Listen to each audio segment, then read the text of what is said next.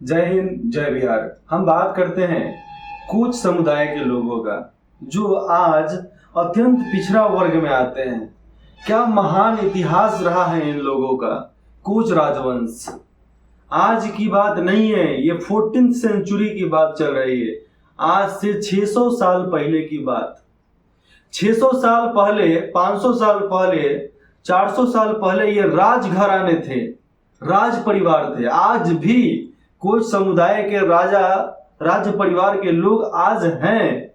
देखो पहले क्या होता था, इन लोगों को कोच समुदाय था, आज ये कुछ बोला जा रहा है शायद।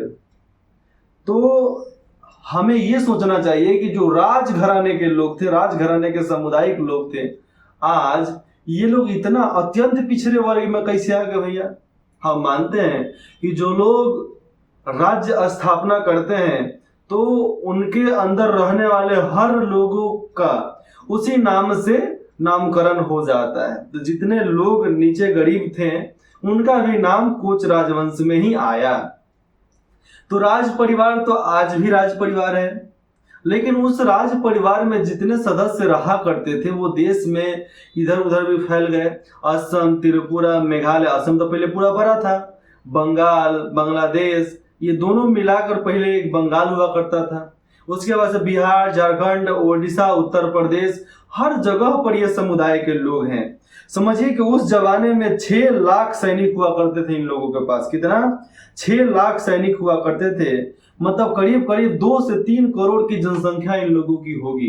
कितना? 2 से 3 करोड़ लोगों की जनसंख्या इनके पास होगी। एक समुदाय में, एक राज्य के अंदर 3 करोड़ लोग, 2 करोड़ लोग रहना कोई आम बात नहीं हो जाती है।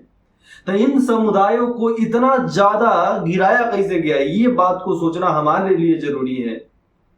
हमने जब इनका इतिहास पढ़ा, इनका इतिहास जाना, था हमारे आंख भर आए कि भैया इतने बढ़िया समुदाय। हम मानते हैं कि जितने भी अत्यंत पिछड़ा वर्ग में आते हैं, चाहे पिछड़ा वर्ग में आते हैं, SC ST में आते हैं, ये सभी लोग इस देश के राजा थे, ये सभी समुदाय इस देश के राजा थे। आज कहां गए? आज क्यों नहीं है? क्योंकि हमारे राजाओं को इतना कूटा गया है, इतना कूटा गया, इतना मारा गया, इतना प्रताड़ित किया गया है कि आम जनता को, आम साधारण लोगों को हिम्मत ही नहीं हुआ इन लोगों से लड़ने का, जिन्होंने हमें दबा दिया था। आज बताइए आप अत्यंत पिछड़ा वर्ग में, अनुसूचित जाति, अनुसूचित जनजाति में किसी एक जाति, किसी एक समुदाय का नाम लीजिए जो गरीब था, जो भिखार था। कोई नहीं था। लेकिन आज हमें भिखार बना दिया गया है। ये जाति व्यवस्था भी हमारे लिए एक तरीके से हमें गिराने का काम करता है। हमें जरूरत है जाति व्यवस्था छोड़कर, जातिवादी छोड़कर, अपना नेता हम खुद चुनेंगे, अपने गांव का मुखिया हम खुद चुनेंगे। लेकिन जब राज्य स्तर पर बात आ जाए, देश स्तर पर बात आ जाए, तो हम अपने समुदाय का, अपने संगठन का बात माने किसके लिए? अपने राज्य के लिए, अपने देश के लिए। लेकिन अगर हम किसी लाभ के लिए अगर किसी को वोट देते हैं, पैसे के लिए वोट देते हैं, तो यह हमारे लिए शर्म करने वाली बात है कि हम पैसे लेकर वोट देते हैं। आप 10 साल पैसे लेकर वोट दीजिएगा तो आप उतना पीछे जाइएगा। अगर 10 साल बिना पैसे का वोट करते हैं किसी पार्टी को, तो आप 10 साल आगे बढ़िएगा, पीछे नहीं जाइएगा। तो मैं कुछ समुदाय के कुछ राजाओं का नाम लेता हूं, जिसमें आ जाते हैं वीर चिला राय। क्या महान इनका गाथा था, क्या महान इनका इतिहास था, क्या महान ये योद्धा थे। क्या नाम है? वीर चिला राय। तो वीर चिला राय एकदम बाज के जैसे, एकदम चील के जैसे, ये गोरिल्ला बोलते हैं ना, तो गोरिल्ला का जैसे वार करते थे। एकदम तुरंत जाएंगे, मारेंगे, फिर रिटर्न। गजब की फुर्ती, गजब की चाल, गजब की बहादुरी, जिनका कॉपी शिवाजी राजे ने भी किया, छत्रपति शिवाजी राजे ने भी किया है। और ये इन सबके गाथाओं में लिखा गया है, क्योंकि वो जो पंजा लेकर, बाघ नख मारकर जो आदमी को मारते थे शिवाजी, ये सब चिला राय ने पहले कर चुके थे। 1500 इस BC में बोलते हैं ना, तो 15th सेंचुरी में, आज से 500 साल पहले। तो ये हमें सोचना चाहिए कि भैया इतना बढ़िया समुदाय हमारे पास था, हमने इस धरोहर को कैसे खो दिया। आज चिला राय के, चाहे आप राजवंशी नर नारायण के वंशजों को देखिएगा तो आज भी उनके पास महल है। महल जंजर हो गया था, लेकिन भारत सरकार ने उस महल को आगे बढ़ाया, उस महल को ठीक किया। हम ज्यादा श्रेय देंगे तो अपने प्रधानमंत्री जी को देंगे, क्योंकि अपने प्रधानमंत्री जी बहुत बढ़िया तरीके से ये कोच समुदाय का जो महल हुआ करता था बंगाल में, जो खंडर था, उस खंडर को बनवाने के लिए म्यूजियम बनाने में सबसे ज्यादा मदद किए। तो हमारे प्रधानमंत्री, उनका हम कोटि कोटि प्रणाम करते हैं कि वो हम छोटे जाति बताकर हमें जो संबोधन किया जाता है उनको आगे बढ़ाने का काम करते हैं, क्योंकि वो खुद ओबीसी से आते हैं, खुद ओबीसी से आते हैं। मतलब क्या होता है, जो भैया नीचे का जो प्रताड़ित समुदाय से आएगा वही प्रताड़ित समुदाय के बारे में समझ पाएगा। तो जो लोग जाते हैं, कुछ प्रधान बन रहे हैं, कुछ नेता बन रहे हैं, प्रधानमंत्री, मुख्यमंत्री, कुछ भी बन रहे हैं, मानिए कि हमारे समुदाय के लोग बन रहे हैं, तो अपने दिन आ रहे हैं, अपने दिन आएंगे। तो जो इस देश के राजा हुआ करते थे आज डूब कैसे गए, ये सोचना हमारे लिए बात है। क्योंकि छोटी सोच और पैरों की चोट जिंदगी में कभी आगे नहीं बढ़ने देती है। तो शायद बहुत सारे उस समय राजा थे जिनकी छोटी सोच थी, वो किसी को आगे बढ़ने नहीं देना चाहते थे, ना वो खुद आगे बढ़ते थे। यही कारण है कि हमारा सारा समुदाय बर्बाद होता चला गया।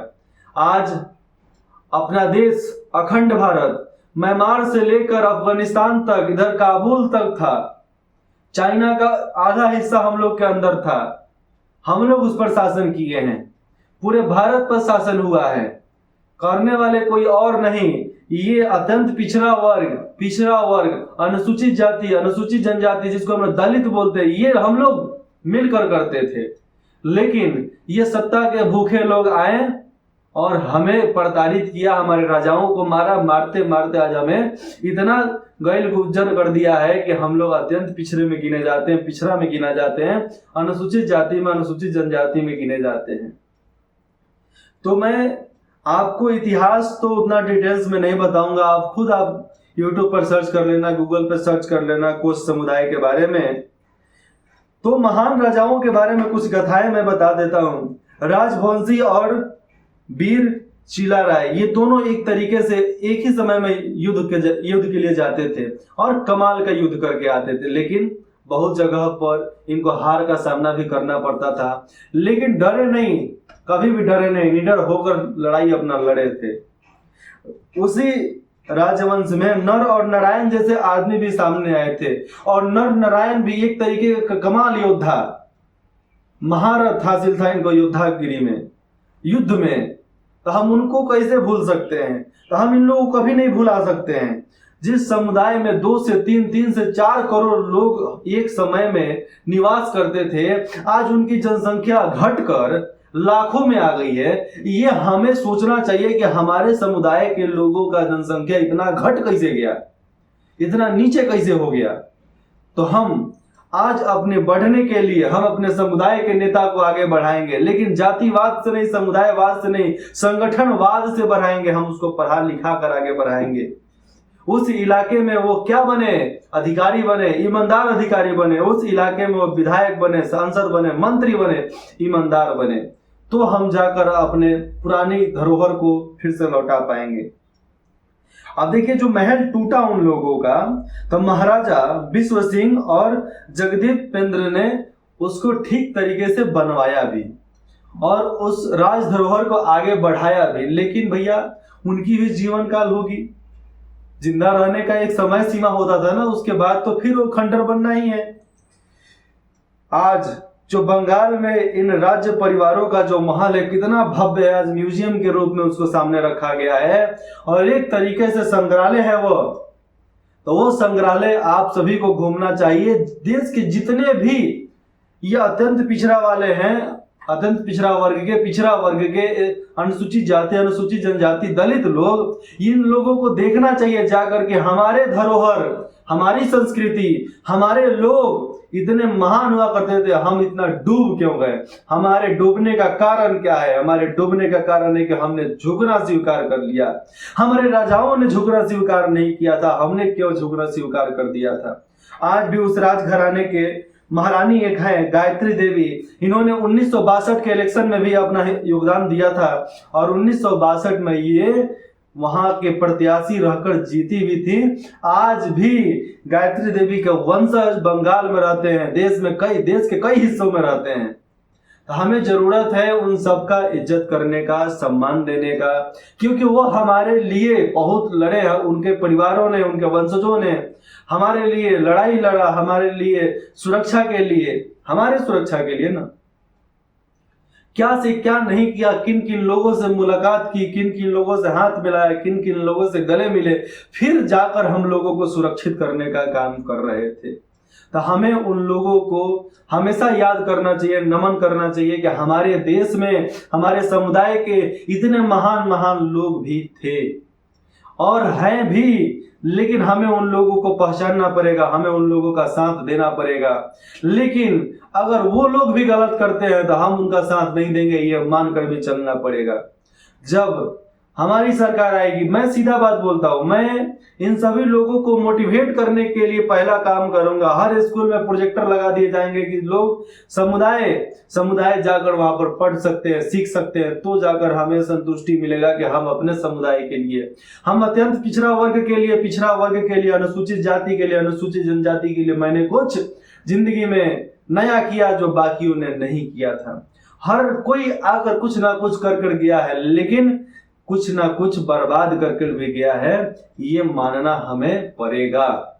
हमारे आज के नेताओं ने कुछ दिया है तो बहुत कुछ लिया है, लेकिन अब ऐसे नेता चुनेंगे जो केवल हमें देगा, हमसे लूटेगा नहीं, हमसे लेगा नहीं, केवल हमसे वोट ले, समर्थन ले और बाकी दुनिया की हर संपत्ति, दुनिया की हर चीज हमें देकर जाए। इसके लिए हमें खुद मार्गदर्शक भी बनना पड़ेगा, मार्गदर्शन पे चलना भी पड़ेगा, हमें नेकी के रास्ते पर चलना पड़ेगा, नेकी का रास्ता बनाना पड़ेगा, तो जाकर हम कुछ कर पाएंगे और अपनी पुरानी धरोहर को फिर से जी पाएंगे। जय हिंद, जय बिहार।